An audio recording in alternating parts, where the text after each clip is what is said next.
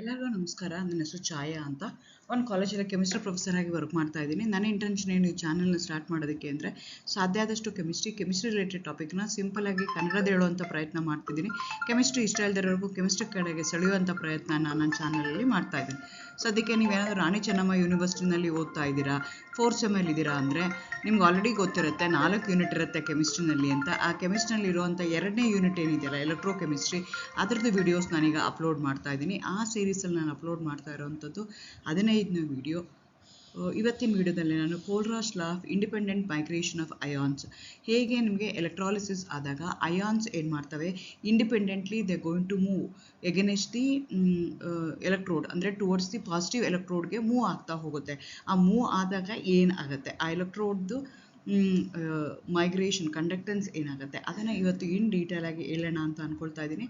Again welcome to ಕೆಮ್ಚಾಯಾ. ನನ್ನ ಚಾನಲ್ನ ಸಬ್ಸ್ಕ್ರೈಬ್ ಮಾಡಿ, ಶೇರ್ ಮಾಡಿ, ಸಪೋರ್ಟ್ ಮಾಡಿ. ಕಂಡಕ್ಟೆನ್ಸ್ ಅದನ್ನೆಲ್ಲನೂ ಎಕ್ಸ್ಪ್ಲೈನ್ ಮಾಡಿದ್ದೀನಿ. ಸೊ ಅದರದ್ದು ಕಂಟಿನ್ಯೂಷನ್ ನಾವು ಕೋಲ್ರಾಸ್ ಲಾ ಯಾಕೆ ಬೇಕು, ವಾಟ್ ಇಸ್ ದ ಎಕ್ಸಿಸ್ಟೆನ್ಸ್, ಯಾಕದು ವೇರಿಯೇಷನ್ ಯಾಕೆ ಬಂತು, ಅದ್ರ ಬಗ್ಗೆ ನಾವು ಓದ್ಕೊಳ್ತಾ ಇದ್ದೀವಿ. ಸೊ ಇದು ನಿಮಗೆ ಅರ್ಥ ಆಗಬೇಕು ಅಂದರೆ ನೀವು ಹಿಂದಿಂದು 4 ಎಪಿಸೋಡ್ನ ನೋಡಿದರೆ ಮಾತ್ರ ಇದು ಅರ್ಥ ಆಗುತ್ತೆ. ಡೈರೆಕ್ಟಾಗಿ ಇದನ್ನೇ ನೋಡ್ತಾ ಇದ್ದರೆ ಕಷ್ಟ ಆಗುತ್ತೆ. Because I am going to use some words, specific conductivity, molar conductivity, ಆಮೇಲೆ ಕಂಡಕ್ಟೆನ್ಸ್, ಹೀಗೆ ಡಿಫ್ರೆಂಟ್ ಟರ್ಮ್ಸ್ನ ಯೂಸ್ ಮಾಡ್ತೀನಿ. ಅದ್ರ ಬಗ್ಗೆ ಆಲ್ರೆಡಿ ನಾನು ಎಕ್ಸ್ಪ್ಲನೇಷನ್ನು ಕೊಟ್ಟಿದ್ದೀನಿ.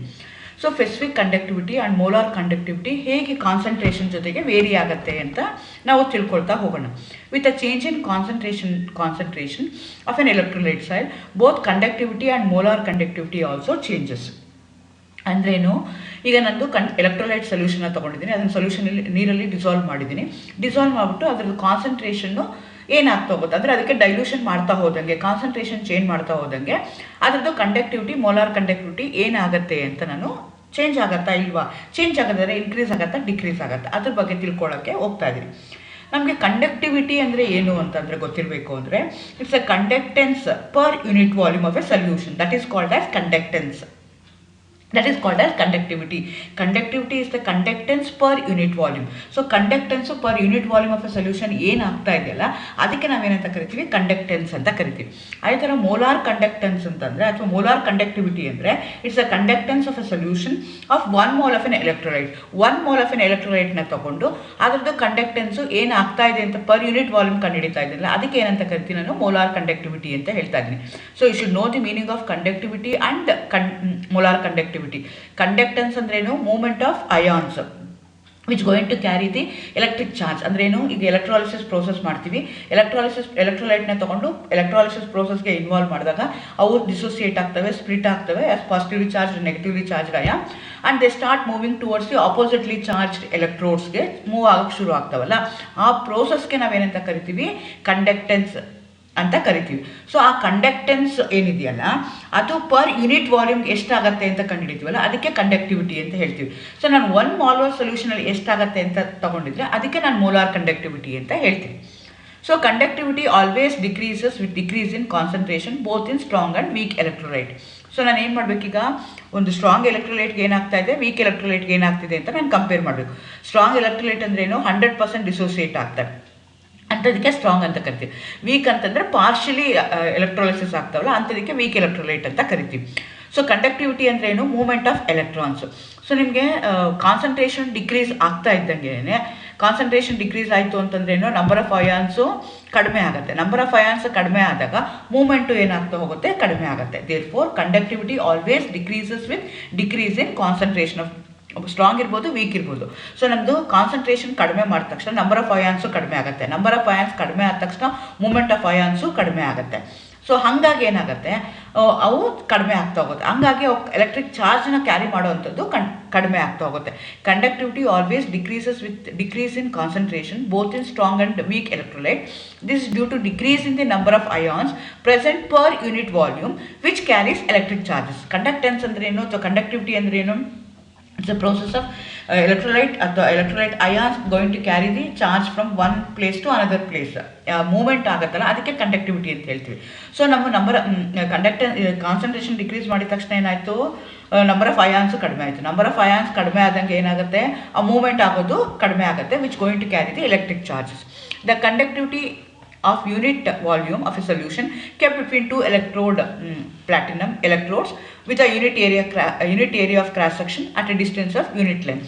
ಆ್ಯಕ್ಚುಲಿ ನಾವು ಈಗ ಎಲೆಕ್ಟ್ರಾಲಿಸಿಸ್ನ ತೊಗೊಂಡಾಗ ಎಲೆಕ್ಟ್ರೋಲೈಟಿಕ್ ಸೆಲ್ನ ತೊಗೊಂಡಾಗ ನಮಗೆ ಎರಡು ಎಲೆಕ್ಟ್ರೋಡ್ಸ್ ಇರಬೇಕು ಅಂತ ಹೇಳಿದ್ದೀನಿ. ಆ್ಯಕ್ಚುಲಿ ಇದನ್ನು ಆಲ್ರೆಡಿ ನಾನು ಪ್ರೀವಿಯಸ್ ವಿಡಿಯೋಗಳಲ್ಲಿ ಎಕ್ಸ್ಪ್ಲೈನ್ ಮಾಡಿದರೆ ನಾವು ಯೂಶಲಿ ಪ್ಲಾಟಿನಮ್ ಎಲೆಕ್ಟ್ರೋಡ್ನ ತೊಗೊಳ್ತೀವಿ, ಒಂದು ಪಾಸಿಟಿವ್ ಅಂತ ಇನ್ನೊಂದು ನೆಗೆಟಿವ್ ಅಂತ ಹೇಳ್ತೀವಿ.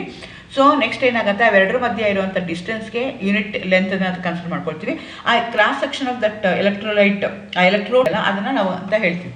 So with that background molar conductivity of A given solution is given by the concentration at a given concentration is the conductance of the volume V containing 1 mole of an electrolyte kept between two electrodes of an area of cross section A, capital A, and a distance separation of L. So nanಈಗ molar conductivity ಕಂಡುಹಿಡ್ಕೋಬೇಕು. What is molar conductivity?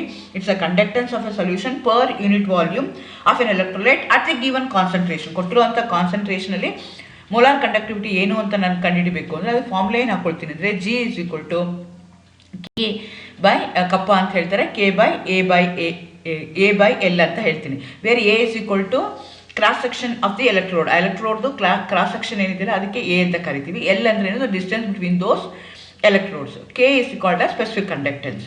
So ಈಗ ಏನು ಮಾಡ್ತಾ ಇದ್ದೀನಿ, ನಾನು ಎಲ್ಲ unit volume ತೊಗೊಳ್ತೀನಿ, 1 metre ಅಂತ ತೊಗೊಳ್ತೀನಿ, ಎನ 1 ಸೆಂಟಿಮೀಟರ್ ತೊಗೊಳ್ತೀನಿ ಅಂದಾಗ ಅವಾಗ ಏನಾಯಿತು, G is equal to K ಆಗಿದೆ. So G is equal to K ಆದಾಗ ಅದಕ್ಕೆ ನಾವೆಂತ ಕರಿತೀವಿ, molar conductance at infinite dilution ಅಂತ ಕರಿತೀವಿ. The molar conductivity of a strong electrolyte solution increases with decrease in concentration. So ನನಗೆ ಈಗ ಮೋಲಾರ್ ಕಂಡಕ್ಟಿವಿಟಿ ಅಂದ್ರೆ ಏನು, ಪರ್ ಯೂನಿಟ್ ವಾಲ್ಯೂಮ್ಗೆ ನನಗೆ ಎಷ್ಟು ಅಯಾನ್ಸ್ ಇದೆ ಅಂತ ನಾನು ಕಂಡುಹಿಡಬೇಕು. So molar conductivity of a strong electrolyte ಏನಾಗುತ್ತೆ, increases with decrease in concentration ಕಡಿಮೆ ಮಾಡಿದ ತಕ್ಷಣ ಏನಾಗುತ್ತೆ, ಯೂನಿಟ್ ವಾಲ್ಯೂಮಲ್ಲಿ ಅಯಾನ್ಸ್ ಮೂವ್ ಆಗುವಂಥದ್ದು ಜಾಸ್ತಿ ಆಗುತ್ತೆ. Therefore molar conductivity of a strong electrolyte of a solution increases with decrease in concentration ಕಡಿಮೆ ಮಾಡಿದ ತಕ್ಷಣ ಏನಾಗುತ್ತೆ, ಪರ್ ಯೂನಿಟ್ ವಾಲ್ಯೂಮ್ಗೆ ಮೂವ್ಮೆಂಟ್ ಆಗುವಂಥ ಎಲೆಕ್ಟ್ರಾನ್ಸ್ ಮೂವ್ಮೆಂಟ್ ಆಗುವಂಥದ್ದು ಜಾಸ್ತಿ ಆಗ್ತಾ ಹೋಗುತ್ತೆ. ಸೊ ಹಂಗಾಗಿ ಮೋಲಾರ್ ಕಂಡಕ್ಟಿವಿಟಿ ಜಾಸ್ತಿ ಆಗುತ್ತೆ. This is due to increase in the volume of a solution containing 1 mole of an electrolyte. ನಮ್ಮ ಹತ್ರ ಇರುವಂಥದ್ದು 1 mole of an electrolyte. ಆದರೆ ವಾಲ್ಯೂಮ್ ಇನ್ಕ್ರೀಸ್ ಆಗಿದೆ, ಅಯಾನ್ಸ್ ಏನಾಯಿತು, ಡಿಕ್ರೀಸ್ ಆಯಿತು. ಹಾಗಾಗಿ ಅದು ಇನ್ಕ್ರೀಸ್ ಆಗುತ್ತೆ. Next on dilution molar conductivity decreases. On dilution ಮಾಡ್ತಾನೇ ಹೋಗ್ತಾ ಇದ್ದೀವಿ ಅಂತ ಇಟ್ಕೊಳ್ಳೋಣ. ಆವಾಗ ಏನಾಗುತ್ತೆ ಅಂದರೆ ಡೈಲ್ಯೂಷನ್ ಮಾಡ್ದಂಗೆ ಮೋಲಾರ್ ಕಂಡಕ್ಟಿವಿಟಿ ಡಿಕ್ರೀಸ್ ಆಗ್ತಾ ಹೋಗುತ್ತೆ. This decrease in molar conductivity is compensated by a large increase in the volume. Volume ಅಷ್ಟೇ ಇರುತ್ತೆ, ನಂಬರ್ ಆಫ್ ಅಯಾನ್ಸ್ ಏನಾಗ್ತಾ ಹೋಗುತ್ತೆ, ಕಡಿಮೆ ಆಗ್ತಾ ಹೋಗುತ್ತೆ. The molar conductivity of an electrolyte solution containing 1 mole of an electron goes on increases with a decrease in concentration decrease ಮಾಡ್ತಾ ಇದ್ದಂಗೆ number of ions 1 mole of an electrolyte ions ಇರ್ತಲ್ಲ ಅದೇನಾಗ್ತಾ ಹೋಗುತ್ತೆ, ಜಾಸ್ತಿ ಆಗ್ತಾ ಹೋಗುತ್ತೆ. When the concentration approaches 0, so ನಾನು ಏನು ಮಾಡ್ತಾ ಇರ್ತೀನಿ, ಕಾನ್ಸಂಟ್ರೇಷನ್ ಡೈಲ್ಯೂಟ್ ಮಾಡ್ತಾನೇ ಹೋಗ್ತಾ ಇದ್ದೀನಿ, ಕಾನ್ಸಂಟ್ರೇಷನ್ 0ಗಿದೆ ಅಂತ ಇಟ್ಕೊಳ್ಳೋಣ, ಅಥವಾ ಇನ್ಫೈನೈಟ್ ಡೈಲ್ಯೂಷನ್ಗೆ ನಾನು ಮಾಡಿದ್ದೀನಿ ಅಂತ ಇಟ್ಕೊಳ್ಳೋಣ. ಆಗ ಏನು ಬರ್ತಲ್ಲ ಮೋಲಾರ್ ಕಂಡಕ್ಟಿವಿಟಿ, ಆ ಮೋಲಾರ್ ಕಂಡಕ್ಟಿವಿಟಿಗೆ ನಾವು limiting molar conductivity or molar conductivity at zero concentration or molar conductivity at infinite dilution ಎಲ್ಲಾನು ಒಂದೇನ ಬೇರೆ ಬೇರೆ ಟರ್ಮ್ಸ್ ನ ಯೂಸ್ ಮಾಡ್ತಾರೆ. ಲಿಮಿಟಿಂಗ್ ಮೋಲಾರ್ ಕಂಡಕ್ಟಿವಿಟಿ ಅಂತ ಕರೀತಾರೆ, ಅಥವಾ molar conductivity at zero concentration or molar conductivity at infinite dilution. But infinite dilution ತುಂಬ ಸಲ ಯೂಸ್ ಮಾಡ್ತಾರೆ. ಅದನ್ನ ಯಾವ ಇದರಲ್ಲಿ ಮೆನ್ಷನ್ ಮಾಡ್ತೀವಿ ಅಂದರೆ ಈ ಸಿಂಬಲ್ ಇಂದ lambda inverted v shape m ಅಂತ ಇಂದ ನಾವು ಡಿನೋಟ್ ಮಾಡ್ತಾ ಹೋಗ್ತೀವಿ. ಸೊ ನಾನು ಅದಕ್ಕೆ ಏನಂತ ಕರಿತೀನಿ, ನಾನು ಲಿಮಿಟಿಂಗ್ ಮೋಲಾರ್ ಕಂಡಕ್ಟಿವಿಟಿ ಅಂತ ಹೇಳ್ತೀನಿ. The variation of molar conductivity of a strong electrolyte and a weak electrolyte.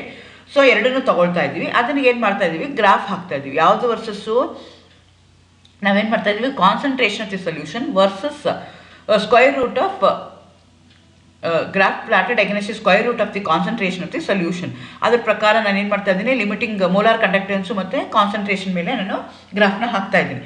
So ನನಗೆ ಎರಡು ಗ್ರಾಫ್ ಇದೆ ಇಲ್ಲಿ, ಒಂದು KCl ತೊಗೊಂಡಿದ್ದೀನಿ, ಒಂದು ಅಸ್ಟಿಕ್ ಆಸಿಡ್ ತೊಗೊಂಡಿದ್ದೀನಿ. Acetic acid is a weak electrolyte, where as KCl is a strong electrolyte. Strong ಎಲೆಕ್ಟ್ರೋಲೈಟಲ್ಲಿ ನನಗೆ ಗ್ರಾಫ್ ಯಾವ ಥರ ಬರ್ತಾ ಇದೆ ಅಂದರೆ ಸ್ಟ್ರೈಟ್ ಲೈನ್ ಬರ್ತಾ ಇದೆ. ಅದೇ ಥರ ನಾನು ವೀಕ್ ಎಲೆಕ್ಟ್ರೋಲೈಟ್ ತೊಗೊಂಡ್ರೆ ಇಟ್ ಇಸ್ ವೀಕ್ ಕರ್ವಲ್ಲಿ ಬರ್ತಾ ಇದೆ, which is pointing towards zero ಬರ್ತಾ ಇದೆ. ಸೊ ಸ್ಟ್ರಾಂಗ್ ಎಲೆಕ್ಟ್ರೋಲೈಟ್ಗೆ ಏನಾಗುತ್ತೆ, variation of the molar conductance versus the square root of the concentration of the given concentration gives the straight line. ಇಲ್ಲಿ ಚಿತ್ರದ ಪ್ರಕಾರ ಕೇಸಲ್ ಪ್ರಕಾರ ನೋಡಿದಾಗ ನಿಮಗೆ ಸ್ಟ್ರೈಟ್ ಲೈನ್ ಬರುತ್ತೆ. That straight line when extended towards the X axis, ಅದನ್ನು ಹಾಗೆ ಎಕ್ಸ್ಟೆಂಡ್ ಮಾಡ್ಕೊಳ್ಳೋಣ x axis ತನಕನು, which intercept the X axis at a point. That point will going to give me the molar conductance at infinite dilution. For a strong electrolyte, the molar conductivity is given by lambda m, that's the limiting is equal to lambda naught m minus a into square root. ಆ formula ಅದನ್ನು ಹಾಕ್ಕೊಳ್ತೀವಿ. So in this equation, A is a constant which depends on the nature of the solvent, type of an electrolyte and a temperature. For different electrolyte, on dissociation produces ions with different charges. For example NaCl ಆದರೆ 1 ಆಗುತ್ತೆ, calcium chloride ಆದರೆ 1 and 2 ಆಗುತ್ತೆ, aluminium ಟ್ರೈಕ್ಲೋರೈಡ್ ಆದರೆ 1 and 3 ಆಗುತ್ತೆ. So ಹಂಗೆ ಏನಾಗುತ್ತೆ, ಬೇರೆ ಬೇರೆ ನಾನು ಎಲೆಕ್ಟ್ರೋಲೈಟ್ನ ತಗೊಂಡಾಗ ಬೇರೆ ಬೇರೆ ಆಗುತ್ತೆ. It depends upon temperature also, depends upon the type of the solvent that I have taken. All the electrolyte of A particular type has value A as A same value of A. ಎಲ್ಲದಕ್ಕೂ same ಇರುತ್ತೆ. ಅದೇನಾದರೂ 1 ಇತ್ತು ಅಂದರೆ same ಇರುತ್ತೆ, 1 2 ಇದ್ದರೂ ಎಲ್ಲ 1 2 ಇರೋ ಎಲೆಕ್ಟ್ರೋಲೈಟ್ಸ್ಗೆಲ್ಲನೂ same ಆಗಿದೆ. ಸೊ ಅದೇ ಥರ ವೀಕ್ ಎಲೆಕ್ಟ್ರೋಲೈಟ್ಗೆ ಕನ್ಸಿಡರ್ ಮಾಡ್ಕೊಳ್ಳೋಣ. ವೀಕ್ ಎಲೆಕ್ಟ್ರೋಲೈಟ್ಗೆ ಏನು ಮಾಡ್ತಾ ಇದ್ದೀನಿ, again I am plotting the graph versus molar conductance versus the square root of concentration ಮಾಡ್ತಾ ಇದ್ದೀವಿ ಅಂತ ಇಟ್ಕೊಳ್ಳೋಣ. ಅವಾಗ ಏನಾಗುತ್ತೆ, ನಿಮ್ಗೆ ಇಲ್ಲಿ ಚಿತ್ರದಲ್ಲಿ ತೋರಿಸ್ತಾ ಇದ್ದಂಗೆ ಅಸ್ಟಿಕ್ ಆಸಿಡ್ ತೊಗೊಂಡಂಗೆ ಏನಾಗ್ತಾ ಇದೆ, ಅದು ಏನದು ಕಾನ್ಸಂಟ್ರೇಷನ್ನು ಇನ್ಕ್ರೀಸ್ ಆದಂಗೆ ನಂದು ಇದೇನಾಗ್ತಾ ಇದೆ, ಕಂಡಕ್ಟಿವಿಟಿ ಏನಾಗ್ತಾ ಇದೆ, ಮೋಲಾರ್ ಕಂಡಕ್ಟೆನ್ಸ್ ಏನಾಗ್ತಾ ಇದೆ, ಡಿಕ್ರೀಸ್ ಆಗ್ತಾ ಇದೆ. ಯಾಕೆ ಡಿಕ್ರೀಸ್ ಆಗ್ತಾ ಇದೆ? This is due to increase in number of ions at a low concentration.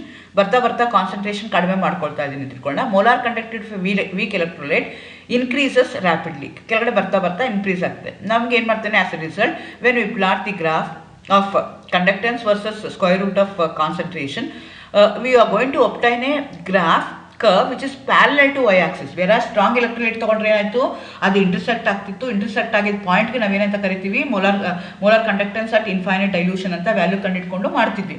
ಆದರೆ ಇಲ್ಲಿ ತಗೊಂಡ್ರೆ ವೀಕ್ ಎಲೆಕ್ಟ್ರೋಲೈಟ್ನ ತಗೊಂಡ್ರೆ ಅದೇನಾಗ್ತದೆ, it's almost parallel to the X axis. So ಹಾಗಾಗಿ ನನಗೆ ಏನು ಮಾಡ್ತೀನಿ ಅಂದರೆ, ಗ್ರಾಫಿಕಲ್ ಮೆಥಡಲ್ಲಿ ನನಗೆ molar conductance at infinite dilution ಸಾಧ್ಯನೇ ಇಲ್ಲ. The limiting molar conductivity of a weak electrolyte solution cannot be obtained by a graphical method at zero concentration or at infinite dilution. Infinite dilution ಅಲ್ಲಿ ನನಗೆ ಆ value ಕಂಡುಹಿಡಿಯೋಕ್ಕೆ ಆಗೋದೇ ಇಲ್ಲ by the graphical method. ಇದುವರೆಗೂ ನಾನು ಏನು ಕ್ಲಾಸಿಕಲ್ ಮೆಥಡ್ ಮಾಡ್ಕೊಂಡಲ್ಲ, ಆ method ಮಾಡೋಕ್ಕಾಗೋದೇ ಇಲ್ಲ. As the concentration is too low, conductivity of a solution also very much less, which cannot be measured accurately. So ಅವಾಗ ಆಕ್ಯುರೇಟ್ ಮಾಡೋಕ್ಕಾಗಲ್ಲ. Hence a molar conductance of a weak electrolyte cannot be applied by this method. Therefore we have a one more rule. That law we are going to call it Kohlraasch law. So using this Kohlraasch law, I can find out the molar conductance of the electrolyte, strong electrolyte and also weak electrolyte at infinite dilution. Whereas strong electrolyte ಆದರೆ ಆ graphical method ಅಲ್ಲಿ ಮಾಡ್ಬೋದು, weak electrolyte ಆಗ್ತಿಲ್ಲ. ಆದರೆ Kohlraasch law ಏನಿದೆಯಲ್ಲ, it applies for both strong electrolyte and also for weak electrolyte, which going to states that molar conductance or an equivalent conductance at an infinite dilution of an electrolyte. The molar conductance or equivalent conductance at an infinite dilution of an electrolyte is the sum of ionic conductances of cation and anion of respective electrolyte. Again, for example, NaCl electrolyte ಇತ್ತು ಅಂದ್ಕೊಂಡು Na plus Cl minus, ಅದ್ರದ್ದು ionic conductances calculate ಮಾಡ್ಕೊಳ್ತೀವಿ. ಅದ್ರದ್ದು sum ಏನಿದೆಯಲ್ಲ, ಆ ಸಮ್ಗೆ ನಾವೇನಂತ ಕರಿತೀವಿ, molar conductance at infinite dilution or molar conductivity ಅಂತ ಅದನ್ನು ನಾವು ಕರಿತೀವಿ. ಸೊ ಈ ಫಾರ್ಮುಲಾ ಹಾಕೊಂಡು ಅದನ್ನು ಕ್ಯಾಲ್ಕುಲೇಟ್ ಮಾಡ್ತೀನಿ. molar conductance at infinite dilution of an electrolyte is equal to ionic conductance of a cation and ionic conductance of the anion, whereas lambda naught plus and lambda naught minus are the limiting equivalent conductivities of a cation and an ion. Using this I can calculate the molar conductance at infinite dilution of both strong and weak electrolyte. What are the applications of Kohlraasch law? ಈ Kohlraasch law ಇಂದ ನನಗೆ ಏನೇನು ಲಾಭ ಇದೆ? Used to calculate the limiting molar and equivalent conductivity of a weak electrolyte, which was not possible by a classical method. ಅದರದ್ದು main application ಏನು ಅಂದರೆ, ನಾನು ಲಿಮಿಟಿಂಗ್ ಮೋಲಾರ್ ಕಂಡಕ್ಟೆನ್ಸ್ ಅಥವಾ ಈಕ್ವಲೆಂಟ್ ಕಂಡಕ್ಟೆನ್ಸ್ ಅಥವಾ physical conductance of a weak electrolyte ಈಸಿಯಾಗಿ calculate ಮಾಡ್ಬೋದು. Used in the determination of solubility of sparingly soluble salt.